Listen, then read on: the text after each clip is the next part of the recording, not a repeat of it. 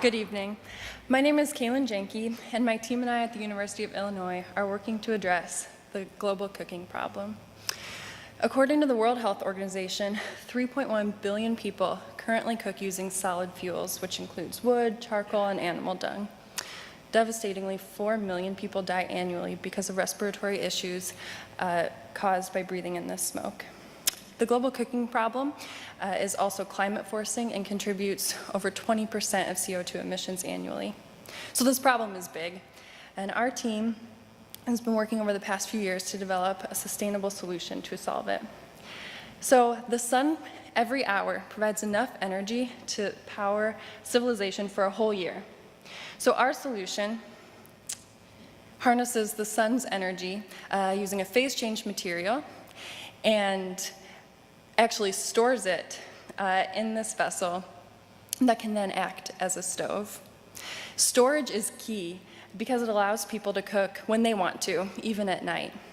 Our vessels can also reach temperatures as high as fire, and these two characteristics are what separate us from our competition and also what will be crucial for adoption because it won't change people's traditional cooking methods that they're used to. There are other solar cook stoves on the market today that help to reduce emissions, which is awesome. But our product seeks to eliminate emissions completely and to improve the health of women and children worldwide.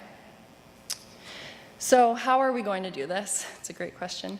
We believe that the potential for commercial impact is huge, especially because solid fuels are increasingly scarce and expensive throughout the world, especially in the developing parts of the world.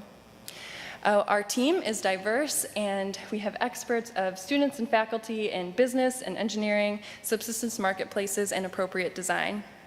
Through interviews and research, we've identified 2 key target locations, including sub-Saharan Africa, including settlements of displaced people, as well as India. Both of these places are sunny, which is perfect. They also have high success rates of social enterprises, and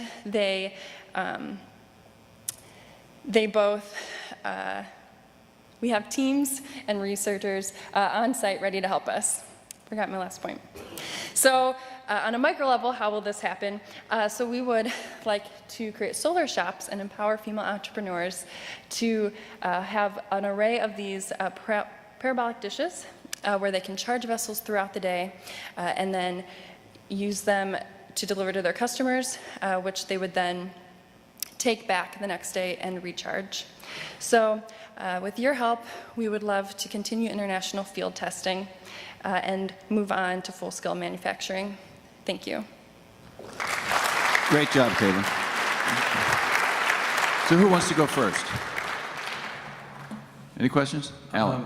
I was really interested in to the extent you have thoughts on it at this point of the microeconomics of the shops. Like, how much does it cost to get into that business? How many customers do you need to break even? Are you going to finance, the equipment, that kind of thing?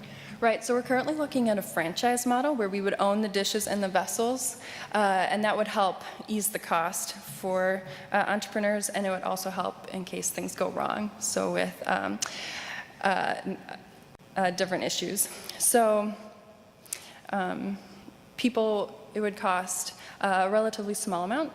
So currently people are spending between in India, for instance, $5 and $25 a year on fuel, per month, and this would bring it down to about $3. Mm-hmm. Jeff? Could you talk a little more about the storage part, and specifically, you're taking the solar energy, what are you putting it into, what are you doing with it, Yeah. how are you then translating that back into heat? That's a great question. So our innovation is actually very simple. Inside these vessels, I can go back to this slide, where, so that vessel sitting on that dish is the stove itself. So it's full of a phase-changing material. It's simply aluminum pot with some insulation wrapped around it, and that can store energy very well, and then release it when it's time for people to cook. Kelly. How long does the charge last? Does it really completely eliminate the need for the wood-burning stove? So we have proven that we can charge in the morning and cook at night, a full meal for a family of 5 to 7 people. Our goal is for it to be able to last until breakfast, so it sits overnight. Anything else? Alan? Is there any IP around the storage vessel? There's so many industries that need startup heat.